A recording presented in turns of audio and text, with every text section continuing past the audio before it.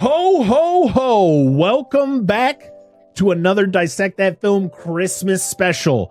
And it is very special this year because we are continuing our tradition of talking about a franchise we didn't think we were going to go through. But we're on the third entry, as today we're talking about 1989's Silent Night, Deadly Night 3. Better watch out. Let's go! Flip the switches to maximum amplification as Parker, Dan, and Angela prepare for their operation. With trivia and plot points scrawled across their walls, laughter and debate erupts as the movie's drama calls. The world may call them crazy, minds gone astray, but genius and passion and madness all dance the same way. Now the show begins to rise from its broadcast realm, and you can open your eyes as we dissect that film.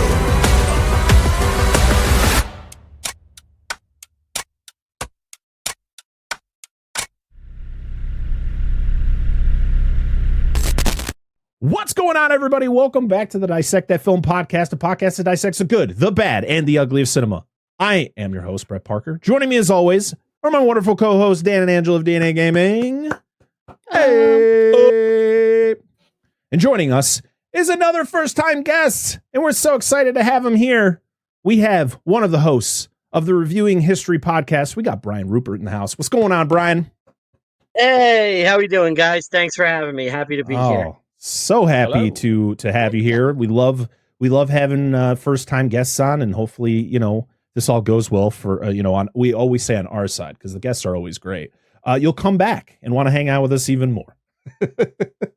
I'm always willing. I can't podcast enough. So anytime you want me, you reach out, I'm there. Oh, hell yeah. Love it. I'll bother you and trying to get on around next Christmas for the annual Christmas pod we do. Yeah, you got to come back for part 4. An invitation or initiation. I can't even remember what the name of it is. I have the three pack back here of given to me by our wonderful friend Dustin from the Flicks and Friends podcast, Baron's Hideout podcast. He's on 14 different podcasts, and the Be Action podcast. He sent me this wonderful 3-pack of the Silent Night, Deadly Night sequels, 3, 4, and 5. So now I have all of them except for the remake from like 2012 or whatever year that came out. And then, of course, we're getting a new Silent Night, Deadly Night, guys, that has the guy who played the character no one liked in Halloween Ends. Aren't you excited for that? Are you fucking serious? Is he going to wrestle somebody? Listen, I will not blame him for the terrible writing that was Halloween Ends. Okay? It wasn't his fault that they made him. It's not his fault. He's just doing his job. He was just acting. And to be honest, I don't even think he did a bad job acting. It was just terrible writing. But actually, I saw the trailer for the new Silent Night, Deadly Night. I'm actually pretty excited for it. It actually doesn't look terrible. But it comes out in December, probably around when this will be out. Yeah. Oh, so pretty much like, I don't know what. This will be out in December. We're recording a little early like we always do. But probably around when this releases, because this will be out the second week of December. But before we get into any more Silent Night, Deadly Night 3, better watch out. Brian, can you please tell everybody what Reviewing History is all about? Yeah, so Reviewing History is my comedy/history podcast. I do it with 2 of my lifelong friends. We go through historical movies. We tell you what's real and fake in it as we make dick and fart jokes. It's a lot of fun. Yeah. We give you the real history of the movies and little nuggets of what's accurate and what's false, and we generally have a good time, bust each other's balls, and make jokes. I'm really proud of the podcast. We're going on, I think, maybe year 4. We have almost 200 episodes. We have a Patreon, patreon.com/reviewing history, where we go through movies that aren't connected to history, and it allows us to talk about whatever we want, other subjects that we're interested in. If you want, you could go to the Patreon, and I list everything we put out every month if there's something that catches your eye. But the real reason I'm here is I'm promoting our annual Christmas podcast. It drops Bandcamp on Black Friday. So you can go to bandcamp.com. You can search Reviewing History. You can follow the page. You'll get an alert when it drops. It's Christmas games and content and other stuff like that in a Christmas album, and it's packed with an extra bonus podcast where we cover a Christmas classic. Past years, we did It's a Wonderful Life, Die Hard. This year, we're doing Gremlins, and we're doing a 3-hour Christmas podcast all about Christmas horror-related content and games. It's creative. It's fun. I had a blast doing it. I laughed from start to finish, even cutting it. I can't recommend it enough. It's called A Very Shining Christmas. Bandcamp.com this Black Friday. And if you're not curious, if you're unsure if you want it, our first Christmas podcast is called This Ain't No Whack Christmas. It's up there on Bandcamp as well. And half of the money for that will always go to St. Jude. So if you're unsure if you're going to dig us, but you may want to support a good cause, you can check that one out and feel good about yourself. And then maybe you want to check out the other stuff too. Hell yeah. So this episode will be out in December. So it'll be out after the event, but like people could still check it out and do all that stuff even after that, right? I'm not taking it down. It's going to be up there forever. If you want to buy it in July, you're free to buy it in July. Beautiful. And in December on our Patreon, it's all Christmas content. I'm a big Christmas guy, despite my Festivus hat. I love Christmas. December 12th, the day the new Silent Night, Deadly Night comes out, we're covering the original on my Patreon. On the show's Patreon. We had a blast covering that movie a couple years ago, and we had a time covering the sequel last year. So now we're here. Silent Night, Deadly Night 3. Better watch out. Enter a world of dreams. Laura, tell me what you saw in your dream. I told you, Dr. Newberry. Santa Claus. A world of silence. Subject may be making contact. I don't want to see the future or the past. I just want to be normal. A world of madness. No one is normal. A world that can't be ignored. She likes it, loves it. She can't resist it. She wants to penetrate his mind, see what he sees. He was a little boy, and then something happened. Something terrible. Because when the dream is over, I don't know what's going on here, but whatever it is, the nightmare begins. The Yuletide terror returns. His brain was surgically reconstructed. If you don't mind my saying, I'd have pulled his plug. Even his life was of value. With the saga that shocked a nation. Robert Culp, Silent Night, Deadly Night, Part 3, Better Watch Out. Supported by full trade and consumer advertising. POP includes a full-size poster. Was directed by Monty Hellman, who was a director who directed some pretty substantial movies back in like the 60s and 70s. And the reason that he wanted to direct this movie was he kind of wanted to make it an art film. He wanted it to he took on the task of, I'm going to try to make this an art house movie and try to make it not a Silent Night, Deadly Night movie. But I'm going to agree to directing a Silent Night, Deadly Night movie, but then eventually turn it into something else. Guess what? It didn't work. It got just left it. It got to the point where they were like, the only way people are going to see it is with the Silent Night, Deadly Night title. Because originally it was just going to be called Better Watch Out, which we've covered a movie on the podcast called Better Watch Out from, I think it was 2016 that movie came out. It's 2016. Yeah, I highly recommend it. It's a fun watch around this time of year. Think of a rated R Home Alone / just Psycho Kid movie. You know, it's a good time. Paperboy. But yeah, when he got the bad news that he had to use that Silent Night, Deadly Night title, they kept the Better Watch Out as the subtitle, and we still got this art house movie sort of, and we still got a continuation of Ricky's story. I really feel like he wanted to do something completely different, and then they like, it was very similar to what we got in the movie, and they were like, but what about the characters from the other movies? And so they just were like, well, I guess this guy can be Ricky. I guess he can be the guy from the second movie. And then it got to the point where they were just like, it just doesn't feel like the same character though. Like, I get that the background is like, he got at the end of part 2, for anyone who hasn't seen it, Ricky gets blown away, like gets shot up by the cops. And this one picks up where Ricky is now in a coma and his brain is reconstructed and is now in this like glass dome. And he wakes up and then goes on his killing spree. But it doesn't make any sense in this movie. Nope. It's, oh boy. Brian, oh, go ahead. They give a loose explanation as to why he's killing. It's kind of unclear. It's like, I guess he's like a shark. It's just what he does. But this is a weird ass movie, especially the scene where 2 people are in the smallest bathtub of all time. Yes. But back to Monty Hellman. He directed his directorial debut was a movie from 1959, which Angela, write this down because it's got to go on the Monster Zone list. A movie called Beast from Haunted Cave from 1959. Oh, I've not seen that one. It was produced by Gene Corman, Roger Corman's brother, which we talked about. Attack of the Giant Leeches. He was one of the producers on that movie as well. But I wonder if that was filmed at the famous cave that like a shitload of those movies were. Where like Attack of the Giant Leeches was filmed, that cave? Is that the same cave? The one that called like everybody did that one?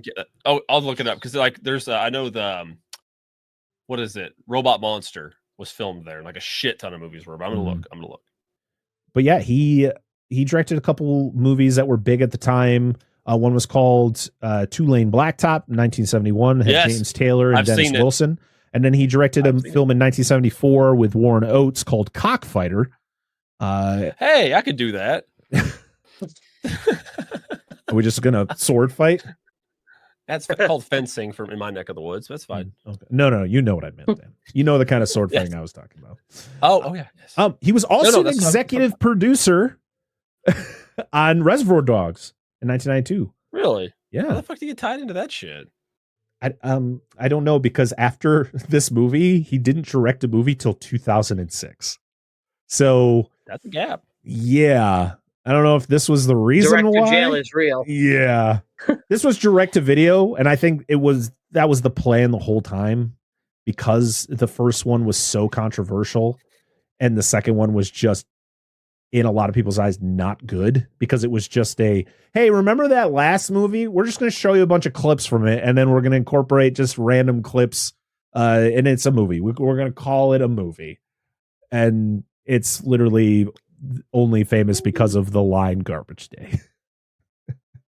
Yep. Garbage Day. Garbage Day. Best part about that movie. Can I ask you guys a question about the film real quick before I like really into it?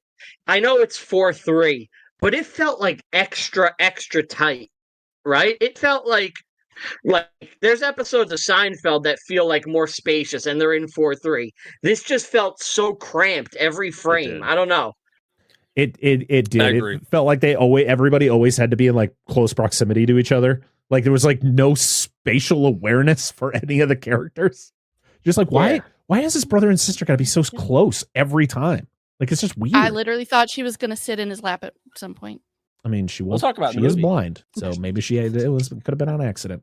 Here, put this in your mouth. It's a sucker. It's salt flavored. Okay, Dan. We didn't need to go that far. Jesus. Oh, the movie was implying it.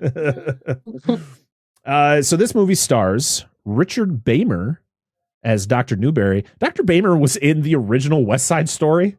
He played Tony, which was like the main character, one of the main characters of the movie. Really? Yeah. Wow. A young Bill Moseley playing Ricky Caldwell. Mm-hmm. Literally, he was just going for jobs. See, this was right after Texas Chainsaw 2, and he had just had a kid, and he was like, I was just taking whatever I could get, and that was I don't blame him. That was this movie. Hollywood's hit and miss, dude. You'd be lucky to get anything sometimes. Yeah, I mean, to be honest, I feel like when you think of Bill Moseley, like you think of like Chop Top from Texas Chainsaw 2, but like even back in 1986, Texas Chainsaw 2 wasn't like a big movie. Like it wasn't. People weren't clamoring for Texas Chainsaw, even though we got a couple more sequels in the next decade. But it wasn't. I to be honest, when it comes to Bill Moseley, like for me, it was like the Firefly trilogy. Like it was House of a Thousand Corpse, and it was for me it was The Devil's Rejects, because I saw The Devil's Rejects before I saw House of a Thousand Corpses. So like he terrified me as a kid especially watching The Devil's Rejects, just how good he was at being so sadistic. And then you go back and you watch like his early roles, like Chop Top. He's just like it's more of a comedic role than it is like scary. And like this role is just like I don't even know how to feel about his performance in this, because like I guess it's good for what he's supposed to do, but it just doesn't feel like the character you're supposed to remember from the last one. Because of who Ricky was? Well, I know they like 3D printed part of his brain or whatever. Like he was very like Frankenstein's monster-esque. Yeah. When he was not in the dream world. Dream world. That's true. I mean, a lot of this takes place in dreams. It's so some weird Nightmare on Elm Street type shit. I know. We're going to take a little bit from that. Why? It's Christmas. We're just taking it. We have Samantha Scully as Laura. We have Eric Da Ray as Chris.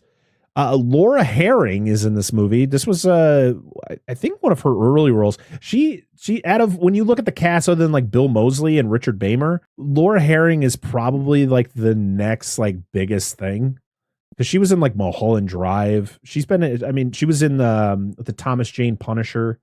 She played John Travolta's wife in that. She was in John Q. She was in the remake of Willard. Like she's been in a lot of stuff over the years. And to be honest, when I'm watching this movie, I'm just like, I know that face. I know who that is. I had to look it up, and I'm like, I got to see her boobs, and I never thought I would. But I know it was you, and now I got to say I saw her boobs. Yep. I wasn't upset about it. She's annoying as fuck in this movie. She's not good in this movie. That's just, it's plain. It's not just the fact that like she's just not good in this movie.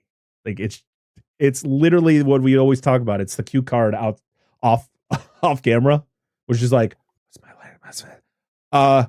Just stay here. Is Chris dead? Yes. Is that good? Was that good? Yeah, we got to move on. We don't have enough money to do another take of that line. Oh my goodness. Melissa Hellman, I'm guessing, is the daughter of the director. She played the assistant to Dr. Newberry, who at one point, yes, maybe you could say I'm a bad dad, but my daughter wanted to watch this movie, and so I was like, whatever, it can't be that bad. And there was one part she was like, is this woman gonna say anything? She doesn't say anything. She's just kind of staring, just not like, what is happening right now? Oh, yeah, those are kind of, oh wait, we got one more person. Robert Culp as Lieutenant Connolly. And why do I always think he looks like he could be Dick Van Dyke's brother? Am I wrong? Does he looks like he could be related. He was in a show called I Spy with Bill Cosby back in the 60s. Did the look, when I seen him in his like IMDb picture, I thought he was running a game show host, is what I thought. Oh, I recognize this guy now. I watched a lot of sitcoms growing up. Everybody Loves Raymond was one of the ones I watched a lot. Mm-hmm. He was Robert's father-in-law in Everybody Loves Raymond, for anyone who's seen the show. Okay. Yeah. Okay. Yeah. But he's one of my favorite. Deborah's dad. No, not Deborah's dad. Or was it Deborah's dad? I thought you're right. It was Deborah's dad. Yeah. So it was Ray's father-in-law. You're because right. They were brothers. Yeah. Because his father-in-law was Robert's father-in-law was he just passed away. He's been in a crap ton of stuff. Was it Willard? Something Willard? I can't remember his name. But sorry to do this to you. No, it's fine. I'll figure it out at some point. But yeah, I think that's like your main cast there. Last thing was the music was done by Steven Souls, where from what I've read, this was like the only score he ever did. But he has a pretty badass career. He literally toured with Bob Dylan. He did a bunch of music with like Elton John, John Mellencamp, Elvis Costello. He was married to PJ Souls from Halloween for a couple years, like right before she was in Halloween. That's the reason why her last name is Souls, because of this guy. Oh, it's kind of like Susan. It's kind of like Susan Sarandon. You know, the only reason that her last name is Sarandon is because she was married to Chris Sarandon from Child's Play and Fright Night, and she just kept his last name, even though they've been divorced for like 40 years. It works though. Susan Sarandon sounds good. Yeah, it does. It rolls off the tongue. I don't know what her name was before, but it goes well. And clearly he doesn't care. This movie was released November 17th, 1989, straight to video. It ran at 90 minutes. And that's I think that's about it. And then now it's time to jump into the plot of this movie. Are you guys ready? Yes. Are we ready? Yes. Oh, I'm ready. God, I All fucking right. hope so. Somehow I have way too many notes for this movie. I don't understand why, but we'll get through it. I don't, Dan. Why do you even ask why? This has more of a plot than this movie. This has more of a plot than part 2, so correct. There is something. All right, Paul. So I think it's time we, made a trailer. Do we have to? Like, people keep asking, so we're gonna deliver. Well, what are we supposed to do in this damn trailer? We're just gonna talk about shit we do here. We theme our months, right? Like, what do we? I mean, I know we've done stuff like musicals and animation month and creature features, all sorts of stuff, but is that what you're talking about? Yeah, it's something kind of like that. Then I'm probably gonna sit there and tell people, we're on all social medias. We're on the Facebook, Instagram, Twitter, and TikTok, and it's all under Flicks and Friends podcast. Yeah, I guess so. If they're not tired of hearing that by now. Yeah. So, but yeah, that'll work. Should we press record? Yeah, let's press record right now. The movie does something really impressive. It manages to take a blind protagonist and make her hateable and detestable, where you don't like her. True. That's she's very so true. rude. I get you're blind, but you don't have to be a piece of shit. All right? Like, yes. Can we all just talk? I mean, don't get me wrong. She's not the only one. Her brother sucks too. Yes. Chris Hey, sucks. the lady at the reception desk, she was a bitch. Most I feel like people most of the suck. Yeah, that's what I was about to say. Who's the redeemable character here? The cop. It's the cop because he's trying to sell you cell phones. Yeah, he was trying to sell you a car phone. Yep. All right. Well, you guys ready? It is time to dissect that. Oh! No. So the movie starts in a white room of nightmares, and all you hear is Laura. This is I'm very comforted by this whole thing, just wondering what the hell is happening. And then she starts to run, and the first thing I point out is, why are you running like that? Who runs like this? She never ran. She's just flailing. She's just flailing around. And the funny thing is she's like scared. How she looks running. You're not wrong, Angela. You're not wrong there. So she goes into a creepy white room where Santa is sitting in the middle, surrounded by gifts and festive things. And she immediately goes from being terrified to being like, oh, Santa Claus. All right. So she sits on his lap and then just immediately asks for everything under the sun. I want this. I'm like, what? Excuse me? I think when you sit on Santa's lap, it's only like a couple things and then you move on. It's not your entire list. That's when you mail that in. Stop being selfish. So you find out that she's in a dream. Shocking. And she's being tested. No. Santa tries to stab her because she's being greedy and she's old enough to have a job. Impairment aside. So he's like, you're too greedy. I'm going to stab you. Oh, that's right. He does. Doesn't he raise the knife up and she screams and she wakes up? Yeah. Yep. Yeah.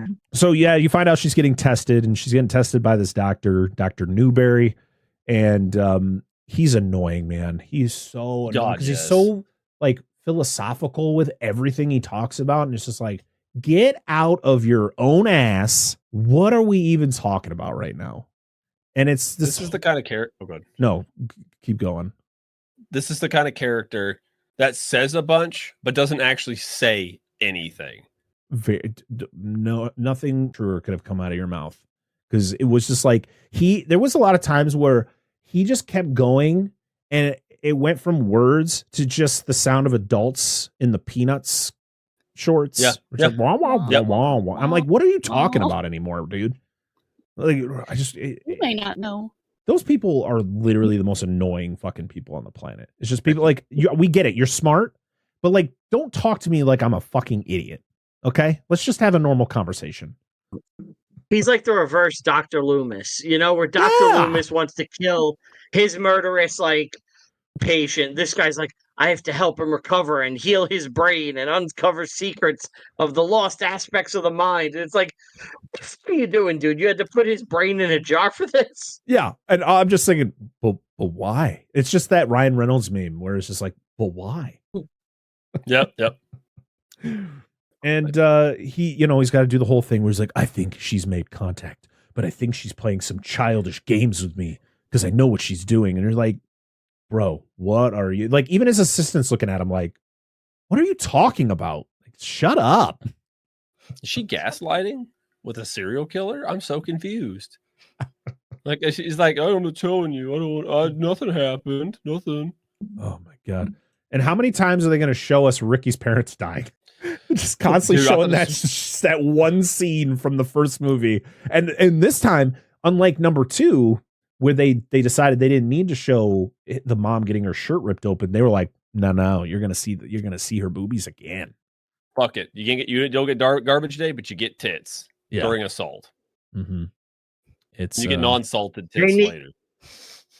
They needed it because there's not a lot in this movie. There's not a lot of kills. There's not a lot of gore. There's like no nudity.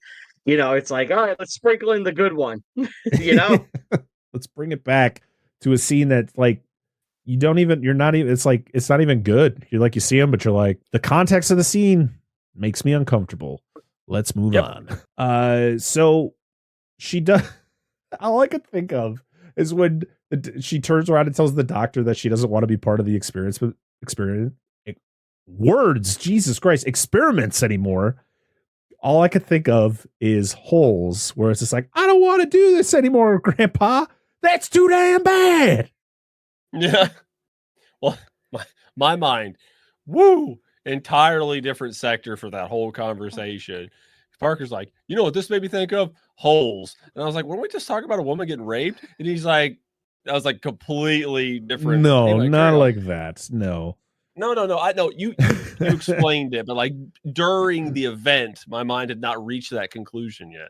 I mean, you want to talk about gaslighting? The doctor that is his entire like life, is just trying to gaslight this girl into continuing these experiments, because he's just like, well, like he can't flat out be like, you have to do it, because she's not like under contract or anything. She just volunteered. No. And he's just like, well, you could really, bolster the scientific. I'm just like, I don't care about anything you're saying right now. Like, just let her go. And then she talks about how she's going to go visit her grandma in a town called Piru, and nobody knows where it is. You mean Peru? Like, no, you dipshit. Because that there's a couple of things here. Number one is like, why is she doing this? They never say whether it's for money. Like, why are you volunteering your time to be connected like to this like vegetable psycho killer man? And then the other thing is like the first one, I don't know about the second one, but the first one is definitely like northeast, it's a snowy setting. This one, they're in like sunny California. Like the shots of the highway are clearly California. I was like, were they there in the second one? Like, what the hell happened here? No, I don't remember. I don't think so. I don't recall. I don't know, to be honest. It's one of those things where like part 2, other than the garbage day, is like, it's so forgettable. Like there's maybe one other kill in that movie that it's like, oh yeah, that's pretty cool. And I think it was when he kills the I think there was like a homeless guy that he kills, right? In like the alleyway or something like that. I can't remember. I just remember the eccentric ass actor. That's it. And he's the best part of that movie. Clip show. Yeah. He is. And then it being a clip show. And I thought this movie was going to be a fucking clip show because it happens like 2 or 3 times, 4 times. I was Jesus. That's all this franchise does. I feel like that was the studio or whoever being like, hey, we really need to make sure people know this is a sequel to Silent Night, Deadly Night. Because they were like, we'll just reuse scenes from the first movie. It's fine. It's okay. Like it's so weird how this movie came out, and just like listening to interviews from like executive producers and people involved in this movie was like, we didn't want to make a Silent Night, Deadly Night sequel. We wanted to make something else, but unfortunately that's what we signed on to do. And it's like, it sucks like that you had to do that. I mean, at least he gave us more of a plot than the last one. So there's that to a degree. But the doctor also makes like getting into Ricky's head so sexual. He's just like, I want her to penetrate his mind. I just want her to get in there and like caress his brain. I'm like, what the fuck are you talking about, man? Stop. There's literally a line of the dialogue that says, I want to go deep.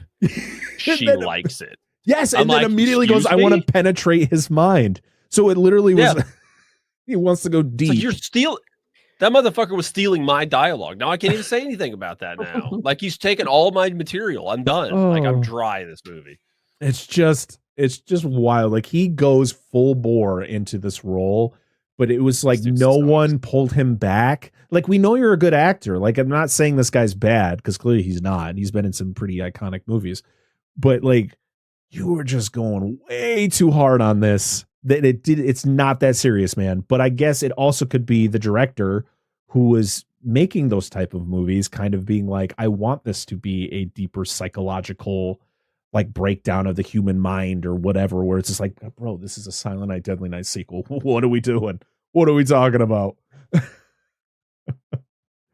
Wanted to do something more, he wanted this to be like a film that meant something and changed hearts and minds, and it's like, no, this is the film that people remember because there's a guy with a glass brain on his head that you could see. Yep. 100%. That's his weak point, by the way. Nobody's like, shoot the glowing red spot. Like, it's the brain, dude. Yeah. No, let's shoot him in the chest. That's the ticket. Yeah. So yeah, this one we see the front desk nurse. She's a bitch, and she even gets called a bitch. I just love that she's being a bitch. Yeah, gets called one, and then goes, "Excuse me," and then I love that they show the shot of her neck slit, and then when she actually dies, it's just the same shot. They didn't even reshoot that. They were just like, "Oh, we already have that. Just use it again. It's fine." All right, cool. It does look terrible. One little blood splurt. It's like right in the middle, and that's it. That's all you get. I'll give him props. Effects not terrible. I will say the it looks fine. Like the cut looks good. Yeah. Her brother picks her up, and he's got a flow, man. This guy is like, it looked like he just got off tour with like a hair metal band. Yes, he fucking does, dude. Dave Mustaine kind of does. Yes, dude. Listen. Don't give him that much credit. He's like the body double for Dave Mustaine when he can't be there at like publicity shoots and shit. Or in like the music videos where like you don't see his face. It's just like the backside of Dave Mustaine. It's like, just throw this guy in there. Yeah. He's too busy shredding too hard. He's like, I don't do shots from the rear. It's just not me. We then see a pervy Santa wandering through the hospital. And of course he sees the nurse and he's like, "You want to lick my candy cane?" Like, oh my God, Jesus Christ. I swear I thought the nurse called him daddy. And I was like, what? We rewound it. Yes, had to rewind it. But that's the director's playing Santa. Oh shit, is it? I didn't even realize that. Yep. Oh wow. Yep, we looked it up. Okay. I was like, I didn't catch that.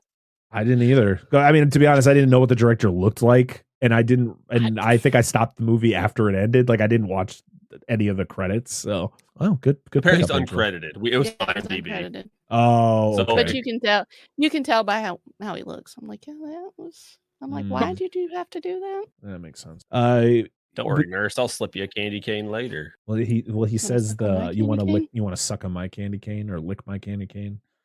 Can't remember exactly. Believe me, hey guys, let me give you some advice. It doesn't work. Yeah. Well, clearly this guy has been swigging it room to room. What is up with that? Like, the stereotype of like Santas in movies is like they're always like they're pervy or they're beat their wives or they're alcoholics. Like or they're all three. That's or just more. the profession. I don't fucking know. I mean, in Jingle All the Way, they have like a secret society you? in like a warehouse. I don't know. Like, even in A Christmas Story, Santa's a jerk. Yeah. Like, shoot your eye out, kid. My friend's dad's played Santa before. I don't think he's seen any of those. I'm like, I don't think so. I'm gonna ask my buddy now. Like, Ben, is your dad beat your mom? Is he an alcoholic and a pervert at the same time? Does he have just secret compartments where he keeps like his booze? Yeah, just to get through the day. Like, damn it. Oh, he's like, God, what was the main character in the first one? Oh shit, Billy. You see, like that kind of Santa, like you shut your fucking mouth, kid. Oh, no damn gifts. Go home and murder you and your mom. Oh God.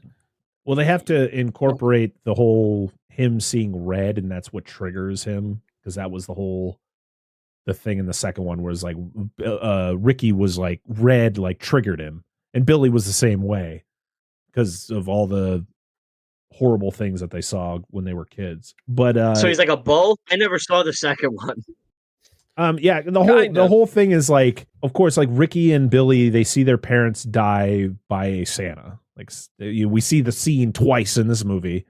Like that's the setup for Billy becoming the killer Santa. And the next one is because, or in the first one was because of he just had a bad experience with Santa, and so that's what triggers him, and that's what causes him to kill. For Ricky, it was more like every time he saw red, he would get triggered, and so that was where like every time Ricky in this movie would see something red, that's what would cause him to actually kill that person.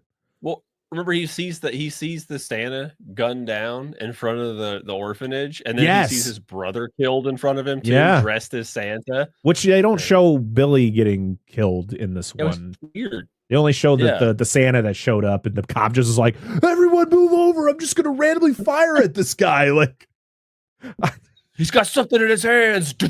Sir, it was a candy cane. He was giving it to the you kid. find out it was a deaf guy, deaf Santa. It was a priest. It was a deaf priest. Yeah, I'm pretty sure this was filmed on location in Detroit or something. Detroit's not as bad as it used to be, Dan. It's still bad. Okay, I don't know. Maybe it's not. It probably is, dude. I'm just talking out my ass or putting my hand in it. So the pervy Santa, like clearly, even though he's in a coma, Ricky can sense that there's a Santa in the room, and he can sense that he's wearing red. Is tingling. He's just like, Santa's here. He just the heartbeat monitor is just like Christmas trees. It's like in the shape of Christmas trees and shit. I just love that this drunk Santa comes in here and just starts talking shit to this dude in a coma. Just like that's my favorite thing. Like, oh hey, maybe we should come over here and have a sip. Oh wait, you can't get up. You're comatose. Like what? Okay. No, when he says who's your favorite singer, Harry Coma. That's a good joke. But Santa is like, you would think he'd want to get off his shift or go party or whatever, but he's like, nah, I gotta put time aside to heckle this coma guy just for myself. The dude's in a coma. Does he really make his life that much of a fucking like living hell? Like the motherfucker's a vegetable on a bed. Yeah. Which he calls him multiple times while he's in this room. Just calls him a vegetable. Like, here's the joke that should have been done. Like what he should have, instead of just making fun of him and being Santa, like around him, said something about, you know, how like you'd put chemicals in Christmas trees to keep them alive. Like, oh, we've got to keep the tree alive, and like fucks with his like saline solution and stuff, and that woke him up. Damn, I feel like that would just been too far. Like clearly this dude's just drunk and just wants to be a dick. Like the fact that he just like he just like connects it to his booze bottle and flips it upside down, just like and just starts slurping on the saline solution as he walks out of the room. No, that'll be when Rob Zombie remakes it. So they pull a Kill Bill like Buck, you know, like one of the nurses. The Santa slips a 5, you know, to get in there and have some playtime with Billy while he's in the coma. Oh, no. Yep. Yeah. Nope. I'll allow it. It's dark. I know. Yeah. No, I think it's great. Do you think it's great, Dan? Sure. I think it's great content. I think it's great conversation. People think it's entertaining, I think. In real life, no. You would remember that if it was in a movie. Yeah. Yeah. You're not wrong. But yeah, Ricky wakes up and kills him in a very anticlimactic way, where it's just like, hey man, hey, you just want to and then it just changes scenes. Next scene. So why do movie therapists always have to talk like this guy? Like they're just like Dr. Newberry, so far up their own asses. And they just are the worst when it comes to like, all right, tell me your issues, tell me what's going on. But then like, if like it's not like she's not sharing anything. She's sharing things. And he's just like, there's more. I know there's more. Tell me. Don't keep it to yourself. And then he constantly is like turning away from her, which I understand she's blind, so it's like you don't really need to talk to her face to face because she can't see you. But it's all the fact of like, why do you keep turning away from her? It's just, I hated this guy, and I'm glad we only got him for this one scene. But I do like the shot though where he turns, and then when he turns back, it's Ricky. And I was like, okay, that's a nice little touch. Also, this was a dream, clearly. So could she see the whole time? Because you find out she can actually see in her dreams. So yes. Yeah, somehow she's like, she wasn't always blind. Oh, that's right. Was it the car accident? I think so. It's like a Daredevil thing. Yeah, the ooze from the Teenage Mutant Ninja Turtles got her, and now she could see in her dreams. Yep. Mm-hmm. Splashed her in the eyes. Except her dad wasn't a boxer. The ooze. Ooze. But, she's connected to him psychically, and like I think a cool way to do it, if you wanted to try to like this is a movie I think you could remake and actually do a better version. Like these are what they should be remaking, things like this, and like what it should be is like he's psychically linked to her, killing people that she has a problem with unbeknownst to her due to like repressed rage in her mind. You know, until he gets close to her, like he's drawn to her and he's following her path just because they're brains. But in this, it's really unclear. It's like, all right, we're linked, and you know, he's a killer. Would it be cool if, like, when they did the whole Bluetooth between their brains, what if it like copied part of each other's consciousness a little bit each, and that's how they kind of knew where they're at? Kind of like, listen, I'm going to say it's a better movie. I'm going to show my hand slightly here. But you remember when Mrs. Brody had a psychic link with a shark? I think that was done slightly better than this. I try to forget that was a thing, but yes. Yes, it's 100% thing. But yes, I don't know. Oh, and I want to throw out another horror movie I don't know, psychiatrist, whatever. That's way better than this, even though he's still an asshole. People don't like him. Is Dr. Cruz from Friday the 13th Part 7. Oh, yeah. He says shit that's not like in one ear and out the other. He's still a dick and an asshole, but I just think he's a more enjoyable character. Is that Bernie? I think it was the guy who played Bernie in Weekend at Bernie's. Yeah. Okay. Yeah. Okay. But yeah, this guy is just one of those like, you're angry. Why? Tell me why you're so angry. And she's just like, just hits her. Like, why are you angry? Why are you so pushy, man? Like, relax. And the receptionist gets killed by Ricky, and we just get the same like neck slit shot. And I was just like, okay. I mean, it was a good recycling of a shot. Like usually I'm just like, oh, come on, you couldn't have just redid that. But no, it fit well for the situation. So why do it again? I like how she asks if he needs any help.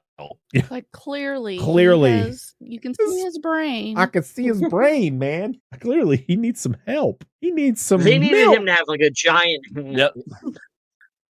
Like a sombrero or something, you know? Oh, dude, yes. He walks around wearing like a nacho hat. He needed like Kurt Russell's hat from The Thing. That would have. Yes, that would have fit well. I would like. So Laura meets her brother's girlfriend, Jerry, and no joke. Give her a... Yes, she does try to shake his hand, but when Chris, the brother, walks out with her, I thought it was Laura because they look. Yeah. I almost like they could be sisters. Yeah. I was like, oh, so bro likes to girls that look like his sister. Okay, that's weird. But like she doesn't strategy. She doesn't shake her hand because she says she doesn't shake hands on the first date. And then she says, I heard you give good head. And the girlfriend claps back with, I work well with my hands. And I was like, all right. I mean, this was, at least she didn't just take it. She went back with something. Yep. Also, it's just weird. Why would you like, what? Clearly, I'm sorry. He's so needlessly a bitch. Yeah, just for no reason. Like, I understand. Like, her brother's like the only thing in her life, which she states, even though she has her grandma. But it's like, you don't need to be that way. It's just kind of stupid. But there's things that they've said to each other that I'm like, oh, are we going to have incest moments? Oh, my God. Dude. Yeah, it really is. I'm telling you. Things are going to happen. It's weird. We get more part 1 flashbacks. And this is the one where we see Santa get shot. Ricky hitchhikes and gets picked up by a guy in a Jeepers Creepers van. Like, this is the van that the creeper drives, the Jeepers Creepers. It's an old 50s panel truck, Ford panel truck, or late 40s. It's fucking sweet. But I just love Ricky. Dude deserved what was coming to him, though. He has a mile. He has 1 fucking mile to get there. He's like, hey, guys, but you see a guy in a hospital gown, and he's missing part of his head. Yeah. And you're like, oh, you sure? You good? You okay? I'm festive, but I'm gonna pass on that. He felt bad for him.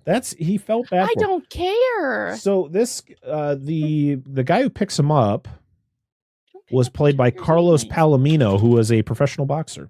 Oh, he would have fucked him up. Yeah, and the only reason that this guy gets killed is because he gets the red sweater thrown on top of him, which of course the red triggers him, which then causes him to kill him. He's like peeking behind it. Yeah. Like, hey, you good? Yeah. Like, put on this sweater. You're going to need it to stay warm, boy. Something along those lines. Yeah. And he kills him for it. He kills him for his hospitality. Yep. It's because he had piece of shit is what he is. You know what I thought of when this happened? I just kept thinking of Halloween. I was like, he's going to kill this motherfucker, take his clothes. Sure enough. Yep. Killed this motherfucker, took his clothes. Yeah. And that truck in Halloween that he kills that guy in was really nice too. Damn shame. This movie borrows a lot from Halloween, I think, but does it very, very shittily.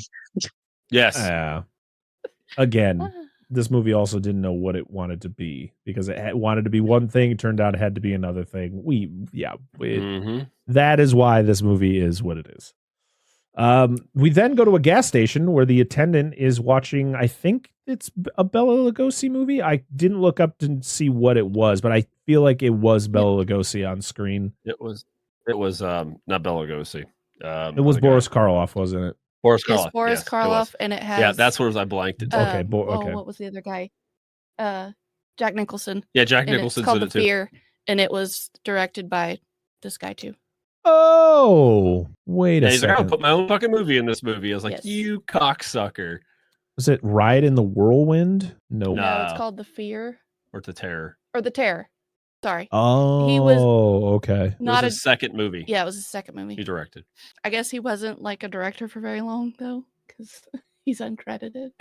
Oh yes, I think it's sweet as fuck. He was a location director, uncredited, with Francis Ford Coppola, Jack Hill, and Jack Nicholson, under direction from Roger Corman. I did this movie. Let's put this shit in here. Hey. Okay. I mean, listen, it's your movie. You can do what you want. You made the movie. All the power to you. I was in a movie for like 10 seconds. I want to be credited. All right. Like, I mean, so when you actually start making your own movies, you're going to put your clips of that movie in? Hell yeah. I would. They can watch it. I'd watch it right now. In fact, it's in our Discord. You should sign up for it. It's in there. You can go watch it right the fuck now. It's only 5 minutes. It's probably a rights thing too. You know, you don't have to worry about rights or clearances. Yeah. He probably, I own this. Let's just put it in there. Well, it was probably like, hey, Roger, can I use the shots from this movie? And Roger's like, fuck yeah. That's more. What the fuck is this? Yes. Yeah, of course. Absolutely. Roger Corman probably never said no to anybody being like, can we use clips from your movies? Like, absolutely. That means more people are going to maybe go, what was that movie? I want to check it out. Yeah. Yeah. I assume it's like how, Brian is here. You said you like doing a lot of podcasts, being on other people's. I whore myself out. Anytime I'm on somebody's podcast, I'm like, you want me on? Just fucking holler. I'll talk about shit. I don't know. No idea what the fuck's going on. Just give me a holler. Yeah, but then gets mad at me when I go on another podcast. I'm down for anything. I'll just give you shit though. No, I think you're actually. I want you to be on other podcasts. You were way better at spreading the word. I just say inappropriate things, and I just assume everybody's not going to invite me back. We then go to Granny's house, and I love that in my notes I literally called her Granny, and then they walked into the house and went Granny, and I went, oh my god!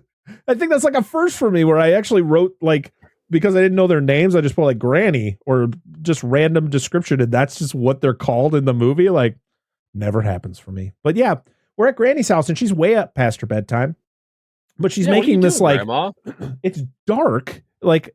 Why are you making this like super late dinner? Like, why don't you just have like a brunch or something with your grandkids are coming in from, I'm guessing, somewhat of a long drive. Like, have them show up, take a rest, chill out, take a rest. And the next day you do this big like meal, but instead they're like, this is going to be like a 10 PM dinner. Grandma, go to sleep or I will put you to sleep.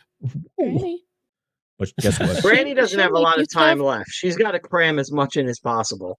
Yep. My granny will make you dinner at 10 p.m. even if you're not hungry. Are you hungry? No, Granny. I'm fine. Let me make you something. You're wasting away. Like, no, I'm fine. I'm in fact, I'm overweight now. Because of you. And she will. And my granny will not let you leave her house without taking food. Because you might get hungry. I love that. So good. But yeah, she's prepping this. I mean, don't get me wrong. That turkey looked pretty damn good, or whatever it was. She was basting it perfectly. Good job, Granny. We're back at like a convenience store, and the girlfriend's trying to connect with Laura, and Laura says something about having pit bulls as pets, and I'm like, shut the fuck up. I have a pit bull. They're fucking great. Shut your mouth. Disparaging pit bulls like that. I don't like Laura. That's fine. We could get rid of her. But yeah, we were talking about the attendant. And his girlfriend was just talking dirty to him, even though he wasn't even there, which I thought was pretty funny. But then the next, hey, what was his name? Do you remember the attendant's name? Hey, Bruce, hurry up and get home. I need you to jam stuffing into my turkey hole. Hey, Bruce. I think his name was Craig. Oh God, it's no better. It's no better. Craig Crast. But yeah, his head's on the desk. And Ricky's is like, I guess I'm gonna show up to Granny's house. Like, all right. Over the hills to grandmother's house he goes. Yeah, oh yeah. Yes. So the police are investigating the murders at the hospital, and this is when the doctor, for some reason, gets attached to the cop, to the lieutenant, and just is with him the rest of the movie. And I went, why? Why is this doctor here? It's just, but it's annoying because these people are just nothing. Like, they're just, the cop is fun because like his whole thing where he's describing the car phone and like the benefits of the car phone, and the doctor's just being philosophical for no fucking reason about the fact that you don't need these things and blah, blah, blah. Shut the fuck up. Seriously, man. No one cares. I like when this time and during this time, they were still discussing hands-free phones. Gotta be hands-free when you drive, dude. He even mentions like, hey man, hands-free works great if you're driving a manual, which is true. Yeah. Because you need to use both your fucking hands, baby. Use all your digits. Well, yeah, he's like, do you drive stick? He's like, excuse me? Like, shut up, dipshit. Man. Do you drive a manual? You fucking Philistines. So yeah, but I'm a real man. I'm a doctor. Yeah. What now? What? Oh, I didn't hear what he said. I didn't hear what you said, Brian. I said, I'm a real man. I'm a doctor. I could do it myself. That's I right. Do manual. I'm a doc, like Dr. Gordon. This is again just Halloween, though. It's like in Halloween, it's like we had Loomis and the doctor and Loomis and the cop together. We got to do it here. You know, It's the same story beat. Yep. It really is. So they go through this whole thing where they're investigating. They're like looking at the videotape of like Ricky doing the killing, and he hears him say Laura, and then you get the whole thing of like, who's Laura? And where did she go? Well, I don't know where she went. Oh, wait. Yeah, I do. She went to her grandmother's house in Peru. And that's when, again, Peru is mentioned, and they go, where's that? What do you mean, where's that? It's not that far from where you are. For one, it's a real place in California, and it's like not far from LA. So the fact that no one in this fucking movie, they make everyone stupid about where this town is. It's like, what are we talking about? Like, and they're like, the defining features is, she said her grandma grows oranges. Like, oh yeah, okay. She had an orange grove. So San Francisco, where is that? You know, it's like that. It's like the San Diego. I don't know what that sounds. Is that in Mexico? San Diego? But the doctor goes from being like, we wanted to study his brain, and we wanted to know what was going on, and they were connected, and blah blah blah. And then he finds out that like he's going after Laura, and he's like, oh wait, we gotta get him. Hopefully you gotta get him before he gets to Laura. It's like, pick a side, pal. What are you talking about? So Ricky kills Granny, and the only reason that he does is because she hands him a present wrapped in red paper. And that triggers him, and he ends up killing her. Even though she was so nice to him, she gave him some soup, some turkey soup, which is fresh turkey soup because that was from the turkey that she had in the oven there. So it must have been fucking delicious. Did you see his like his borderline comedy fucking clown shoes disguise to cover his fucking brain dome? Is this like shitty ass fucking knit hat? It's like huge to cover. There's nothing going on up here. Stand aside, citizen. I'm a normal individual. There is a special feature on the Blu-ray of Bill Moseley being interviewed about this movie, and he talks about like one of like the best acting that he's ever done in a movie, or like something that he just felt like he couldn't do. He said crying on screen was just something that was really hard for him. And it was the scene where she gives him the turkey soup and she's like being very nice to him, and he like starts to cry. And he was just like, it was just because I was looking up at the actress who's Elizabeth Hoffman, who played Granny. He's like, I was just looking up at this wonderfully nice woman, and she was being so nice to me, and I just started crying, and I was very confused. So there you go. At least it worked. Yeah, got the shot. It was great. So Laura shows, they show up. They're looking for Granny. She's not there, and they're just, to be honest, they're very nonchalant with the fact that Granny's just not there.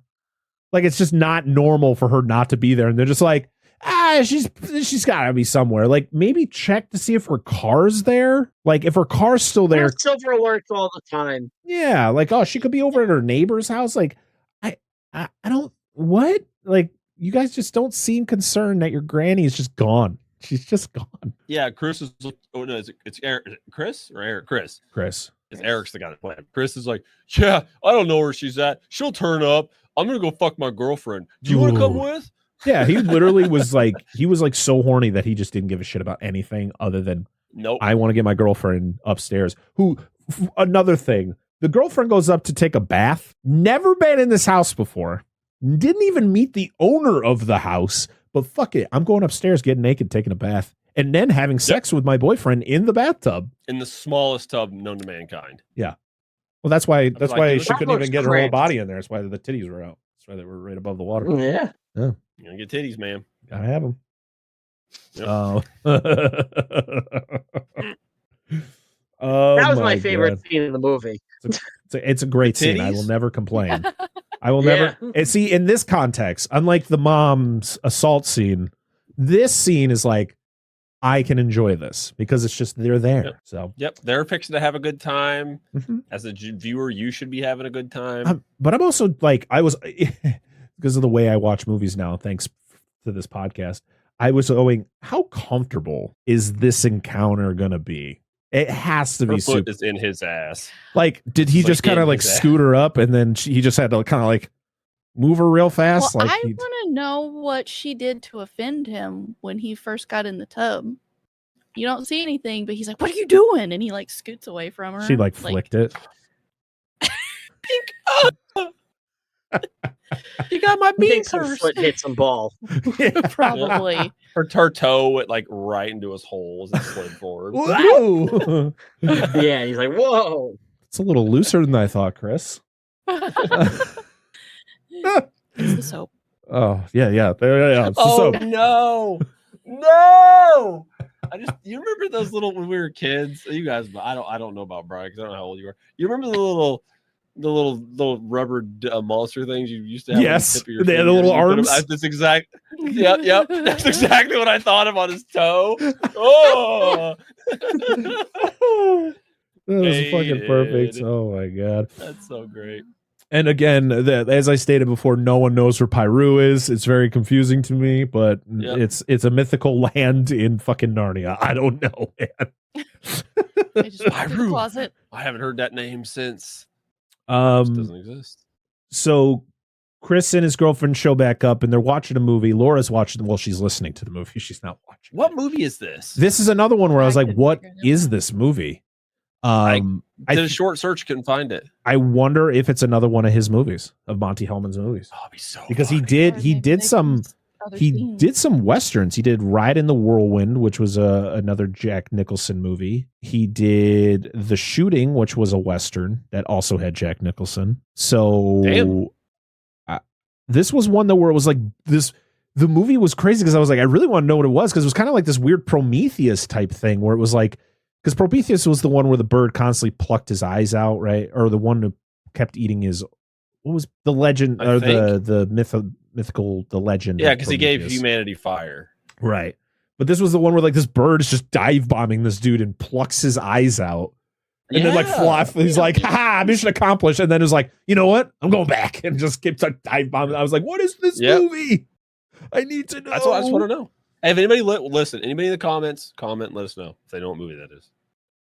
It's supposedly on TV, right? So like, if this is on TV during Christmas, so like in their world, network was like, this is the Christmas programming we need. Yeah. All right, sure. I mean, I was invested. I was like, what is this? I need to know. The bird took the man's eyes to give them to somebody less fortunate. Ah, yes. Yep. That makes a lot of sense. Truly a saint. Makes a lot of sense. Connor the Condor. Connor the Condor. You think that's the giant condor from the Godzilla movies? Do you know you can buy shirts with the condor on it now? Like it started as a little bird and now it's giant condor. Oh, they're just like, where's Granny? I don't know where she is. We should probably be more concerned, but you know what? Let's just go for a walk and then just knock on random people's doors through the neighbors. No one answers because I don't even think anyone's there. And then we go to the cop and the doctor in the car, and we get the whole explanation of the benefits of having a car phone. And the doctor is just like, terrible things. Horrible. Just going to rot your brain. And I'm just like, oh my God, you're that guy. You're that fucking guy. You're that person that you watch on like an Instagram video. Like you don't follow this person, but you just watch the video and you're just like, hope I never see anything you post again. I want to know nothing about you. Yep. And this was 1989. Was this the first use of brain rot related to a phone? You know, was he ahead of the curve? Yeah, way ahead. Yeah. Like they needed the scene in the movie where he comes out of the toilet and he's talking about Skibbity Riz and stuff, you know? Oh, Christ. He's a talking head. Not that. 6'7". 6'7". Oh, my gosh. No. I'll be so glad when that's gone. Never again. It's so stupid. Oh, God. So, yeah, they find out Chris's car is gone. It just disappeared. Left. Yeah, it just left. It was like, I don't want to be in this movie anymore. So, yeah. And it was a cool Jeep, red Jeep Cherokee. Yes, like which are awesome. Probably like a mid 80s. It's really cool. I had one. That was it was a lot newer than that, but I had one, and I miss it. They looked like almost the same for like literally until they stopped. Literally, Jeep Cherokees never changed. Like up until they stopped producing them, they were always the same body. I think the only thing was like trim and like the logo. It was like the only things they would ever change. They get a new color every once in a while. Yeah. But that was about it. Like, here's gold. Ugliest shit ever. Hey, like they were good cars. They were. I miss mine. Yeah, so Ricky makes his appearance and he cuts the phone lines, but it's all done off screen. And it's like, okay. And he cuts the phone line in the fucking house. Yeah, well, because he was in the house. Cut the phone line outside. I know, but it wasn't even like outside the house. Like, got him. He's like, no. I just love the girlfriend in the back, just like bringing in the phone line to see. Look at that. Looks like he gnawed on it like a mouse. Is a man. What was it? Oh my God. So Dr. Newberry, God, every time he shows up in a scene, I'm just like, I can't stand this guy. He's just that guy that's in this movie to just add something. Like, I feel like the director wanted him to just bring something extra, and he just turns out to be nothing. It just turns out to be like, if you just took this guy out of the movie, it wouldn't change anything in the movie. Because he doesn't do anything. He doesn't do anything. He shows up. He stinks. He stinks. Oh man, he smells like he just dumped. I don't even know where I was going with that. He stinks. He sucks. This guy stinks. This guy. Words. So Ricky tries to kill the girlfriend by grabbing her through the door that's made out of the thinnest, like, you know, it's not even real wood. It's awful. It's like those Japanese doors where they're made of paper. Yes. You know, like that's the material they used for this house. But the funniest part of this scene is like Chris, of course, is trying to defend his girlfriend, but Laura's just in the back. She's like, that isn't going to work. Not going to be able to do anything. And I'm like, why are you so calm about this? She's literally getting choked out. And she's just like, well, it's not going to, nothing's going to happen to him. Nothing's going to work. And you're like, at least help. You can't beat him. Until they beat him. Yeah. But she doesn't even attempt to help. I get you're blind, but like, just walk straight. You're going to get there. Go towards the gagging noise and just start swinging. He just knocks Jerry out. Goosh. You just said to start swinging. Take that, Jerry. Can we talk about Chris in this scene? The arm is like through the wall. He's like, oh, like hits his elbow, like scuttles off to the kitchen, grabs a knife, stabs him. Ain't gonna work. Runs off again. Like, why did you leave? You just won? Like, you're not like repeated? No, he runs off again. Ricky pulls his arm and then he comes back for some reason. Yeah. Saw his arm off, to start do something. The fact is he lets go of Jerry and then he's like, oh, that kind of hurt. All right, see you later, guys. Just leaves. Yeah. My plan worked. I'm armed now. Oh my God. So the cop, Lieutenant, whatever his name is, what the hell is this guy's name again? Lieutenant Connolly and Newberry are driving, and Newberry's being annoying as usual. And that's where we get the line that I'm going to go drain the reptile. Who says this? Like, why? I've never heard that as a euphemism for piss. Drain the reptile. Lizard. Yeah. Drain the lizard. But they were talking about a reptile, so it was like the whole thing of like draining the reptile. I don't understand. But Newberry steals. Think he had reptile dysfunction? No, but that's a good one. I wish that was actually said in the movie. They missed their opportunity. Oh, can we point out the fact that prior to the whole dick draining thing, they're literally they had been to the crime scene where the dude his head was removed. I'm trying to think of a funny line, but I don't have one. And then they're like, hey, we know where they're at. We gotta go. But instead, he actually exposits where they have to go. Then they get in the car and leave. And then sometime between here and there, which is 15 minutes away, like, dude, I really have to take a piss. Like, people's lives are on the line. There's no possible way I could hold this, but I really have to stop and take a piss. So you have this opportunity to enact your grand scheme. Also, why didn't he go pee before they left then? I don't even think it's that. I think it's you have been listening to this fucking guy talk for however long, and you're just going to trust him in your car with the keys? Nope. No. Yeah. I'm taking the keys with me as I drain the reptile. Just pee out the window. Oh man. But yeah, he takes the car. You have to make sure you don't piss yourself though, because even if you're heroic and you save the day, if you have piss down your pants in that moment, you're done in the news. No one will remember you're the hero cop who saved a life. They'll remember you as the guy who pissed his pants. True. Very true. True. I'd be like, you weren't there. You didn't know. You don't even know. He stole my car. Because literally, he didn't even get started. He barely had a stream, and the guy steals his car, and he has to turn around and chase after him. It's unfortunate. So yeah, Chris finds his car off screen. He says, "Oh, it's in a ditch upside down, just torn to shreds." But he goes upstairs, and again, Jerry and Laura are downstairs, and Chris is upstairs, and Jerry's like, Chris did say he was going to be right down, right? Yeah. Okay. Chris. And you think Chris may have gotten attacked upstairs, but no, Chris has just been up. He's just looking for something. He finds the gun. That's a shotgun. Yep. And he finds some rounds. He said, oh, this thing must be 100 years old. Hopefully it works. It's just 2 shots. That's all he could muster. That's it. That's the only ammo you could find? Typically, back in the day, they stored it with it. So it was right there. So why is there not just a box of shotgun shells or a can of shotgun shells? They came in cans back in the day. So. I don't know. But this dialogue is just so stiff. It takes you out of the movie because it's just so bad. And it's just why are you talking like this? Why is no one concerned with what's happening? Why is everybody's just so nonchalant about everything that's going on? There's literally a guy trying to kill you outside of the house. And you're just like, instead of me going upstairs and trying to see what's going on with Chris, or we both go upstairs and see what's going on with Chris, we're just going to stand down here and just look at each other and be like, Chris did say he was going to come back down, right? Chris did say he was looking for something, right? Like, go check. Like, you didn't hear screaming. You didn't hear anything else. Just like go up. You don't have to go all the way up. Just like get like closer to like, look, Chris, you okay? Come on. Terrible.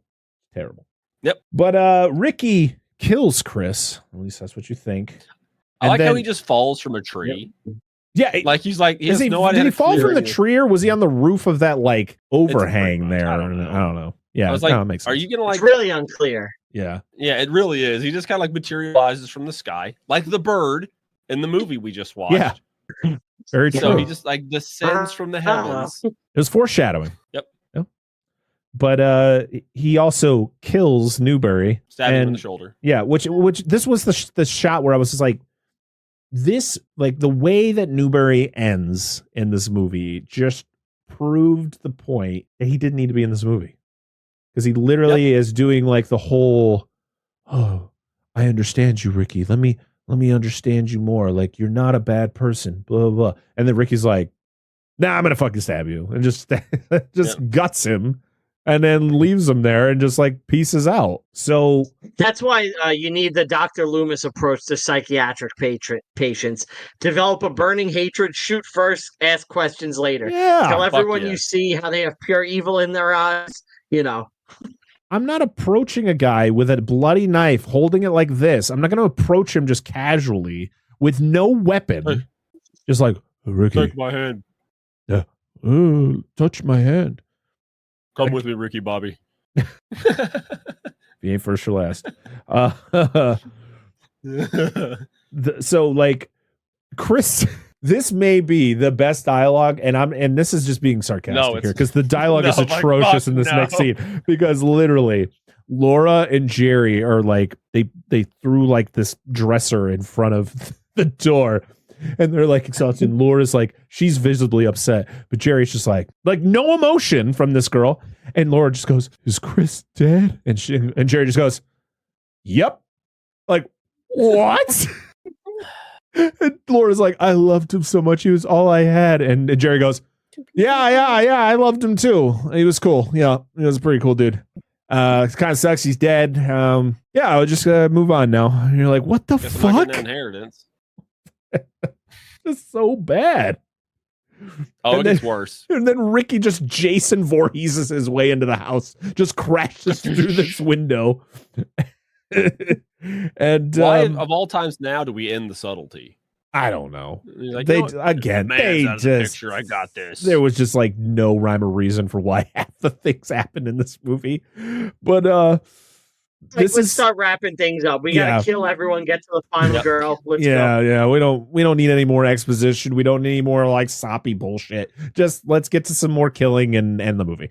But this is when literally Laura and Jerry Laura's like, I'm so sorry for being mean to you. And Jerry's like, oh, that's okay, Laura. Walks off and dies. Like 5 seconds after they like make up, and Jerry just like, I'm going to go in this room and just get murdered. See you later.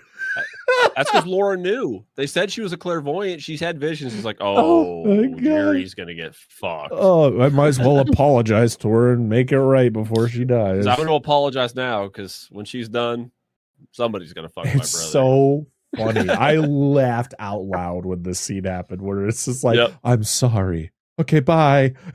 Dead. It's like Poochie, I'm going to return to my homeworld now. My people need me. I must return to my homeworld. We made this joke. We fucking literally talked about this. Oh, it's so good.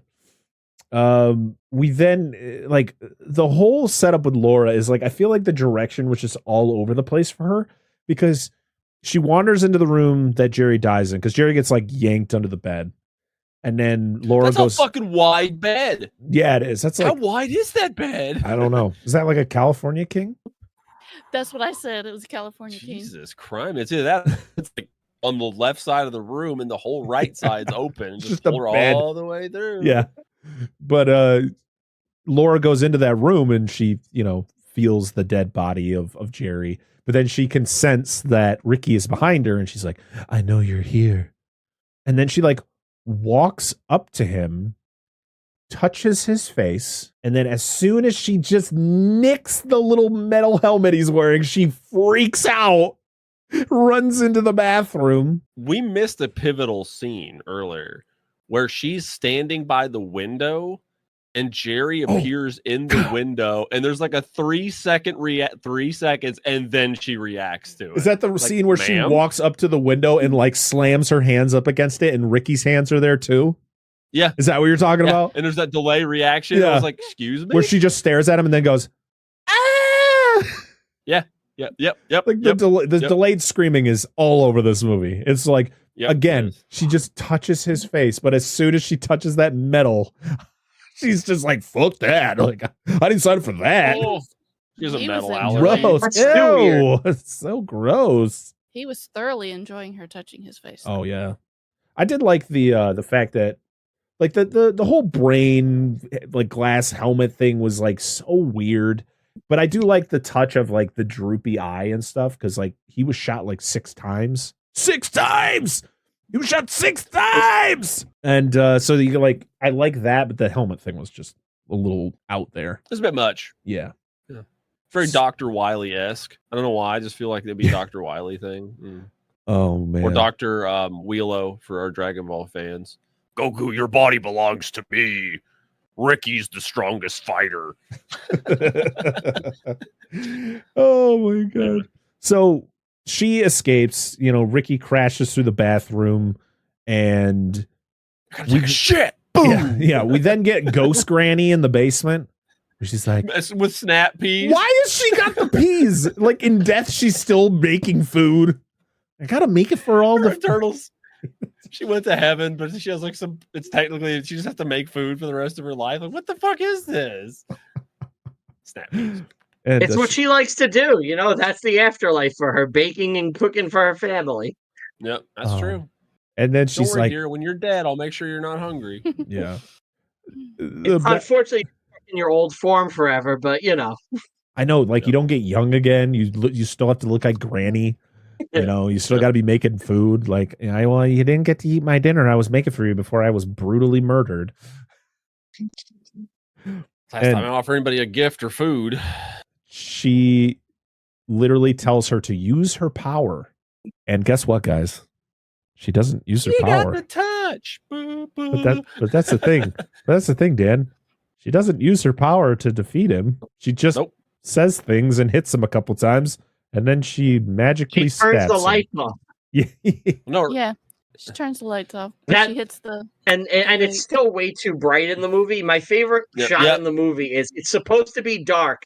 She's like, now we're even, and like she smashes like the light bulb or whatever, and the lights are off, and then it does a cut, and there's clearly a light coming from the hallway, like a bright white light, and it's like he can still see. Like, you could have played this like moment really comedically, where like he still clearly can see, but she thinks it's dark. But they play it straight, so it's stupid. I could just imagine Ricky just looking around like, meh. The light doesn't seem to. The light doesn't seem to affect it. It just makes me think of Killer Croc from Arkham Asylum. I've got your scent, Batman. Excuse me. Yeah, just now he's just drilling through the ground somehow. Like, what the just fuck? Like crashes through. You throw your batarang at him and say, whoa. Yes. Oh my God. But yeah, she runs into Granny's actual dead body as it's hanging from the ceiling of the basement. And all I could think of this is what I thought of though, when she smashes that light, is the thing we've always quoted, Dan, from The Dark Knight Rises. You adapted the dark. I was born in it, molded by it. Molded by it. I'm wondering what would break first. Your spirit or your body or your brain case. So fucking dumb. I didn't see my Christmas. I was already a man. Yes. And magically, Chris is still alive. Oh, magically, Chris is still alive, and he takes one shot. What the fuck is this quote? What is this quote? What does he say? Or is it Memorex? Oh, that's right. Go ahead. I was like, are we selling VHS tapes? Well, they already sold a car phone. Clearly, Memorex and fucking, I don't know, Samsung fucking or Motorola. Whatever. No, it wasn't Samsung. I know, it's worth a shot though. But he literally takes the one shot he has in that shotgun and then just stands there as he walks up to him, takes the gun, and Ricky just chokes Chris out and just like, okay, fuck you, you're dying this time. Yep. And he then goes after Laura, who snaps like a broom handle. And I don't know if he was going to like lay down with Laura, but I don't know why he approached her in this way, but then just gets impaled.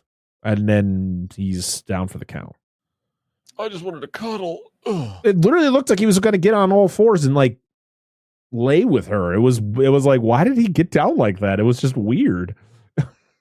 But hey, I guess it worked. So we then find out Newbury isn't dead yet. He's dying. He's going to be dead. But he's get the whole thing where the cop shows up and he's just like, he sees him dying. He's like, yeah, give me a call, Doc. And Newbury's just like, don't be stupid. And then dies. I was like, what does that mean? What does all that mean? And like, there's no urgency. He's like, you stole my car. I'm going to allow you to sit here and bleed the fuck out. Well, you can see if his he was like any real cop, he would have just out. Yeah, if he was a real cop, he would have just mag dumped him. Oh my god, it was so stupid. He stole my car. But yeah, again, not you guys. Again, the ending of this movie was just like a bunch of just shit. They just kind of like sliced together, and it was like, maybe people won't realize it doesn't make any sense. Like, use your power. No power is used for the rest of that movie. Newbury tells the cop to not be stupid. Why? I don't know. Maybe for the fact that you find out Ricky's not dead, because the cop literally, they're like wheeling Ricky's body out, and the guy's like, oh, if we get him into a room and we could probably save him. And we're just like, why are we saving him? Yeah. Let him die. What about fucking Chris? Yeah. Is Chris dead? Like, for real? Like, I thought they were talking about Chris. Why was? Yeah. So did I. I thought that was Chris. I didn't know it was Ricky, but yeah. So, Laura is in the car, and the cop, I love when, like, you know, your grandmother, your brother, his girlfriend, they all get slaughtered and you almost die by the hands of a serial killer. But the first thing a cop asks is, are you okay? No, I'm not okay. Yeah. This is a pretty shitty night. But she just goes, yeah, I think I'm good. And then they drive away. What's on TV? What Christmas specials are on? Yeah. And it ends with the cars driving away, the ambulance driving away, and then Ricky shows up in a suit and he goes, Happy New Year. And I was like, what? Good. I was hoping this movie was going to end with him, just that shot of him like dressed all nice in his fucking suit and tie or whatever, and like Happy New Year, and it just starts. It fades to that scene fully, right? And it just the camera swings out, and he's just playing a grand piano, this huge piano. He's just playing it, and he starts singing Christmas songs like the last 10 minutes of the movie. Yeah. And I was like, okay, that was the choice. But that Thank you for your piano recital, Ricky. That is the end of Silent Night, Deadly Night 3. Better watch out.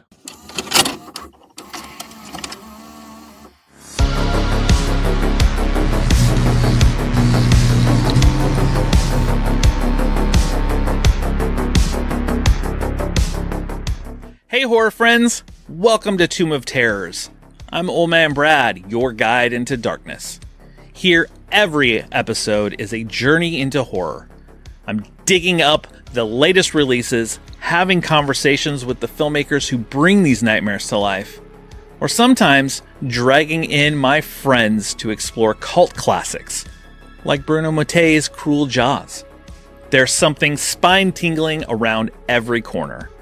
So whether you love a bloody Italian slasher, a chilling ghost story, or those hidden treasures scattered throughout Tubi, this tomb has something for every horror fan. Just dim the lights, cozy up in a blanket, and step inside. If you dare. Now it's time to go around the room and share our final thoughts on this movie. We'll start with our guest, Brian. What do you think of this one? This was a real mess. It was a slog to get through. It wasn't like... I think the worst thing a film could be is boring. You know, like a bad film can be fun, and a good film is good. But a bad film that's also boring is like the greatest sin there is. And it's kind of how I felt about this one. It wasn't bad fun. It was just kind of boring. And if it was schlockier, at least it could have been enjoyable. So, yeah, I really didn't like this one. Especially, I've only seen the first one, which I think is legitimately great. So this is a real step down.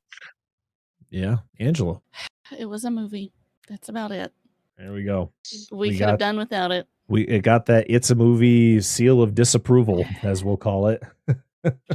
Yeah, it was tough to make through this one. There was a lot of comments that were made from us with different movies. Dan? But yeah, definitely could have done without it.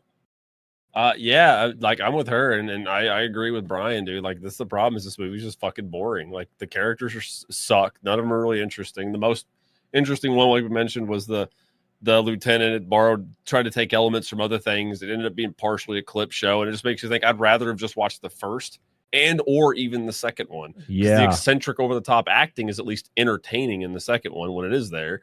But this movie is just like, the sequel to the original movie was unnecessary. This is even more unnecessary, and they did a horrible job of it. And I know they made a movie, and that's great, and I know this was not their vision for it, and probably their original vision would have been a better idea, and I'm sure there was a lot of studio meddling, blah, blah, blah, whatever. But, I don't know. I'm terrified to see what the fourth one is. I'm only in it for the fifth one because it's got Mickey Rooney in it, and that's it. Yeah. Like, I really want to see that fucking movie. But we just got to get there. 2 years. So I'm going to say it now. I don't think the fourth or fifth one have anything to do with Ricky or Billy Caldwell. I think they're their own movies, but they have it's kind of like what they wanted to do with this, where it's a completely different movie, but they had to put the Silent Night, Deadly Night title on it to get people to watch it. Yeah. But this still like fed into the storyline of Billy or Ricky Caldwell. I agree with you guys. This movie is just boring, and it sucks because I think 2 is a hot mess because it's just a clip show.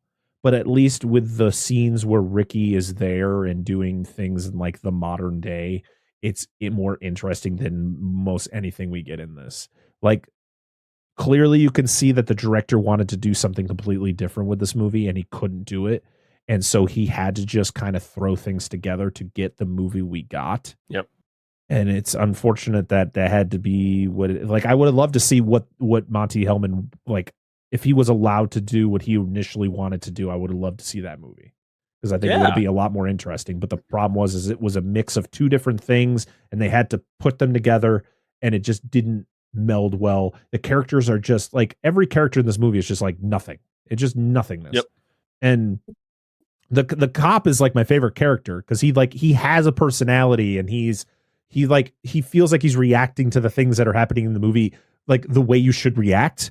The doctor is just so out there, and it's just not enjoyable to listen to him, because it's like he's just so up his own ass that it just, I don't give a fuck about anything you're talking about. It could be interesting, but because of the way you're saying it and the way you're talking, I hate those people. I hate people who talk to people like that. Like, I don't give a fuck that you're smarter than me. You don't have to talk to me like I'm a fucking idiot. Like, let's just have that conversation.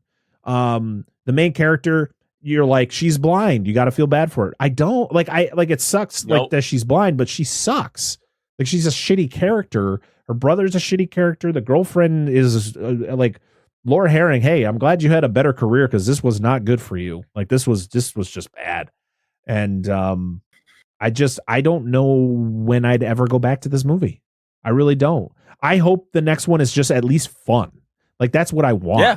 Like, at least 2 had fun moments, and I had fun watching the movie because it was so ridiculous and dumb. I hope 4 does that. And all I remember like seeing from 4 was a clip of what's Ron Howard's brother's name? Clint Howard. Clint Howard holding this like giant fucking worm. That's all I remember. Okay. Yeah. So it's going to be fun to kind of dive into that. But yeah, this is just not it. I thought, oh man, this has to be better than part 2 because part 2 is just a mess. No, it's not. It's not. It's boring. At least 2 had some fun moments. This just did not. But hey, you live and you learn, and we had to keep on with tradition. So hopefully you guys enjoyed listening to us talk about this movie. And hey, if you liked it, let us know, and let us know why we're wrong. I would love to hear it. And try to be nice, all right? People just are such dicks when, we get something wrong or we don't like something. Clearly, if you like it, cool. I'm not gonna say you're wrong, but it just wasn't for us. Now it's time to go over to social media and see what you all had to say about Silent Night, Deadly Night 3. Better watch out. We're gonna start over on Twitter where we got one from I gotta click on the title since their name's long. Get Me Another Pod, who says Ricky Caldwell's brain cap equals iconic. Robert Culp's monologue on car phones equals beyond iconic. All right, I like it. You can listen. You always got to find something to appreciate. Yeah, of course. We didn't get a huge amount of comments on this one because this is a interesting one. We got one from Dewey Podmonster over on Blue Sky or at crap.town, who says, oh, I have thoughts. This movie, like all of them after one in this franchise, is fucking bonkers. Okay. And let's see.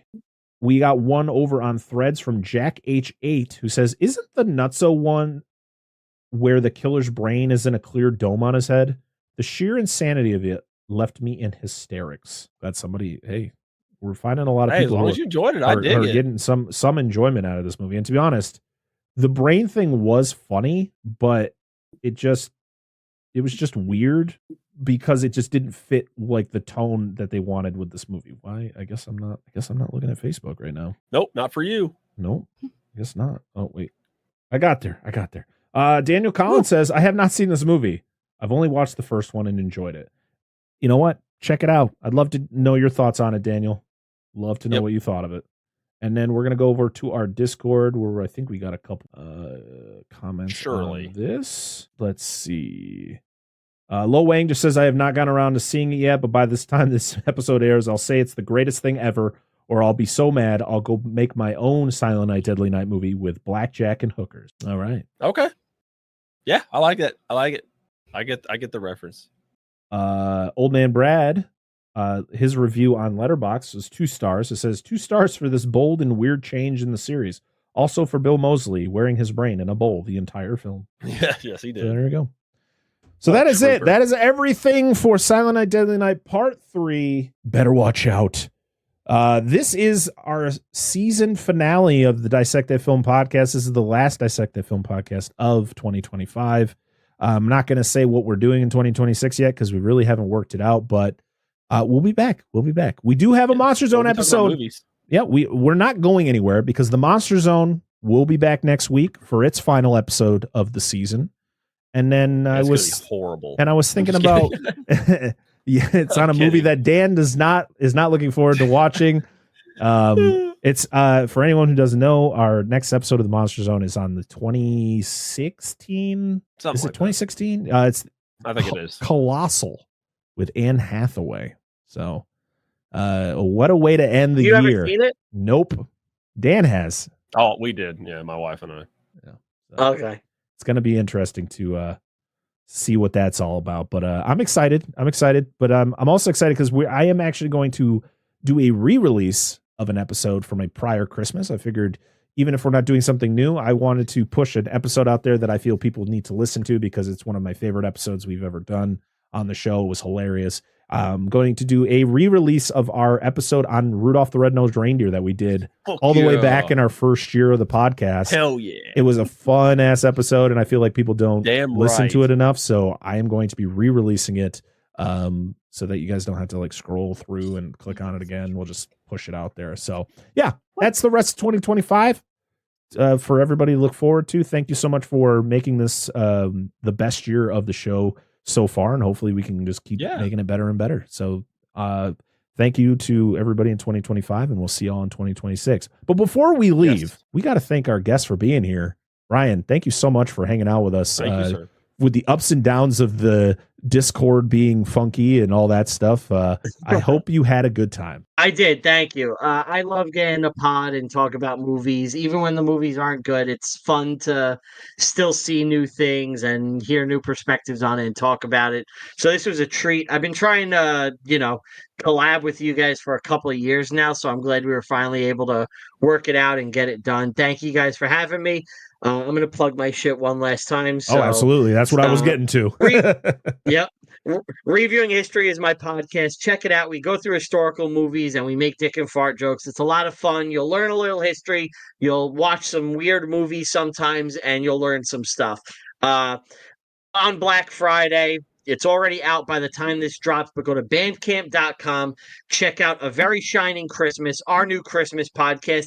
It's 4 hours of Christmas content, 3 hours of horror-themed Christmas games, as well as a full hour-long podcast about Gremlins. It's really special. It's fun. I have a blast with it. I think people will dig it. We also have our previous year's Christmas pods. You can check those out. This Ain't No Whack Christmas, our first one. Half of the money for that will always go to St. Jude's Children's Hospital if you want to check that out. We also have patreon.com/reviewing history, weekly special shows, videos, all sorts of content. It's our fun little playground. Follow the show on all social media at Review History Pod on Twitter, Reviewing History Pod everywhere else. Follow me personally on all social media at Brian Ruppert. That's with 2 P's. Follow me on Letterboxd. I rank and review every single movie I watch, even the ones in my personal life that are not for podcasts. Thank you guys. Thanks for having me. Absolutely. And everything, thank you, brother. Everything that Brian was just talking about will be down in the description or in the show notes of the episodes. So make sure to check all that out. Help support them over there. And let's raise some money for St. Jude because St. Jude fucking rules. And always love raising money for great causes. So thanks a lot, Brian, for being here. We're definitely going to get you back on the show. And hopefully next time technical issues won't be as bad. But, Discord always loves to keep us on our toes. But you know what? We made it through the episode, guys. We made it through another year of the show. And I'm so proud of us for doing that. We did it. Yes. Again, if you want to follow us, just go to our linktree /Dissect That Film, where it has everything from all of our social medias to our Patreon to our merch store over on TeePublic, which we have our the latest logo for the show and our Monster Zone logo. So you can get that on any type of merch. And like I said, we have a Patreon, patreon.com/Dissect That Film, where for a single $1, you can get access to uncut versions of the episodes. So pretty much everything from our pre-show to pretty much everything that happens during the show. So when there's a technical issue, you're probably going to hear that. It's just, we like to give it all to you. And we also have once a month watch-alongs. This is coming out in December, and we haven't even recorded our November one yet. So you guys will just have to be surprised when we get to that point. But it might be something festive and low budget because that's what we do around here. We like to watch those low budget movies over on Patreon. So $1. I feel like you get some pretty cool things, and then some cool things will be coming up in the new year for our $3 tier and beyond, whatever we decide to do for the Patreon. But thank you so much for supporting us over there. Also, lastly, we have a YouTube channel where you can watch the podcast. You can watch us doing whatever the heck we're doing. Make sure to leave us a comment. Like I said, just, if you want to prove us wrong on a point, just, you can be nice about it. All right. Just please, just cool. I'll read the nasty ones, but I'm going to call you out. Okay. It's just how it works. But yeah, thank you for all the support and all of that. But the last thing I got to do is thank the wonderful people over on Patreon who, show that a little extra support. So we have Dustin Elkins, Billy Joseph Jr., Rudy5453, Bucket of Chum, the Shark Movie Podcast, Corey Morissette, Daniel Collins, Jordan Champion, Lo Wang, Doom Generation, Angela, Dissect That Dan, The Baron's Hideout Podcast, Eric Stein, Robert Stewart, Jason, Anna Presley, Lone Wolf, and Derek Offolder. Thank you so much for supporting us over on Patreon, and thank you to everybody else for supporting us, period, because without you, this show wouldn't exist. And we want it to keep going. So thank you. Thank you. Thank you. Thank you. And we hope you all have a wonderful holiday season. Merry Christmas, or whatever holiday you celebrate. We hope you have a wonderful holiday season. Thank you so much. And until next time, until next year, I am Brett Parker. That is Dan and Angela of DNA Gaming. And that is Brian of Reviewing History. This has been another episode of the Dissect That Film Podcast, episode 224. Happy New Year! Or Happy New Year. Goodbye.